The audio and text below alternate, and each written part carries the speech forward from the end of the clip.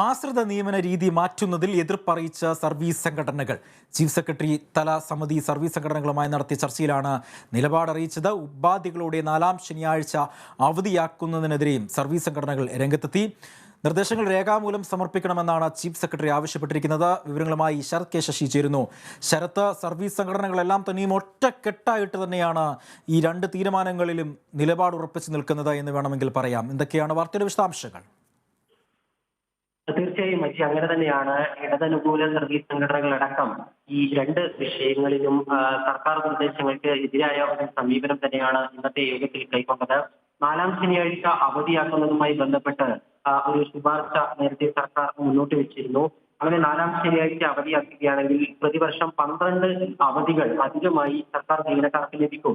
അതിനു പകരമായി 20 കാഷ്വൽ ലീവുകൾ ഉള്ള സ്ഥാനത്ത് ആ കാഷ്വൽ ലീവുകളുടെ എണ്ണം 15 കുറയ്ക്കുകയും അതോടൊപ്പം തന്നെ പ്രവൃത്തി സമയം അരമണിക്കൂർ കൂട്ടുന്നതിനുമായിരുന്നു സർക്കാർ ആലോചിച്ചത്. ഇതായിരുന്നു സർക്കാർ ഇന്നത്തെ യോഗത്തിൽ മുന്നോട്ട് വെച്ച പ്രധാനപ്പെട്ട നിർദ്ദേശം. എന്നാൽ 4-ാം ശനിയാഴ്ച ഉപാധികളോടുകൂടി അവധിയാക്കുന്നത് അംഗീകരിക്കില്ല എന്ന ഒരു നിലപാടാണ് സംഘടനകൾ കൈക്കൊണ്ടത്. അവധി ഉപാധികൾ ഇല്ലാതെയാണെങ്കിൽ അംഗീകരിക്കാം, അല്ലെങ്കിൽ പറ്റുകയില്ല എന്ന ഒരു സമീപനം സർവീസ് സംഘടനകൾ ഈ യോഗത്തിൽ കൈക്കൊണ്ടു. കൂടാതെ ആശ്രിത നിയമനം 1 വർഷത്തിനകം ജോലി ലഭിക്കാൻ യോഗ്യതയുള്ളവർക്ക് മാത്രമാക്കുന്ന നീക്കത്തെയും സംഘടനകൾ അംഗീകരിച്ചില്ല. ഇടതനുകൂല സംഘടനകളടക്കം ആ ഒരു നീക്കം അംഗീകരിക്കാൻ തയ്യാറായില്ല. പഴയ രീതിയിൽ തന്നെ ആശ്രിത നിയമനം തുടരണം എന്നുള്ള ഒരു ആവശ്യം അവർ മുന്നോട്ട് വെച്ചു. ജോലി ലഭിക്കാത്തവർക്ക്, ഈ ആശ്രിത നിയമനത്തിന് അർഹതയില്ലാതാകുന്നവർക്ക് 10 ലക്ഷം രൂപ നൽകുന്ന ആ ഒരു സമ്പ്രദായം അല്ലെങ്കിൽ അത്തരമൊരു കീഴ്വഴക്കം ഉണ്ടാക്കേണ്ടതില്ല എന്നതാണ് സർവീസ് സംഘടനകൾ കൈക്കൊണ്ട നിലപാട്. ഈ ആശ്രിത നിയമനം തന്നെ നൽകണം എന്ന് അവർ ഈ യോഗത്തിൽ ആവശ്യപ്പെടുകയും ചെയ്തു.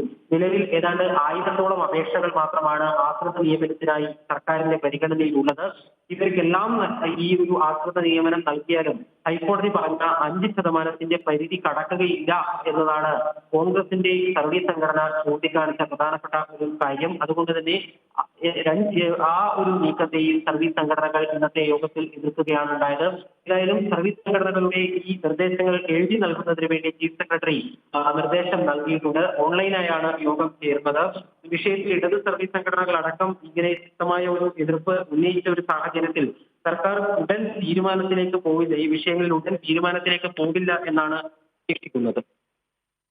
ആശ്രിത നിയമനത്തിൽ നിലവിലെ നിയമന രീതികൾ തുടരണമെന്ന് ഇടത് അനുകൂല സംഘടനകൾ ആവശ്യപ്പെട്ടു.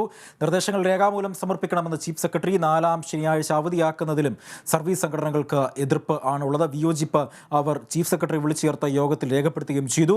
4-ാം ശനി അവധിയാക്കുന്നതിൽ സർവീസ് സംഘടനകൾക്ക് എതിർപ്പാണ് ഉള്ളത്. ഈ വാർത്തകളുടെയൊക്കെ വിവരങ്ങൾ നൽകുകയായിരുന്നു തിരുവനന്തപുരത്ത് നിന്നും ശരത് കെ ശശി.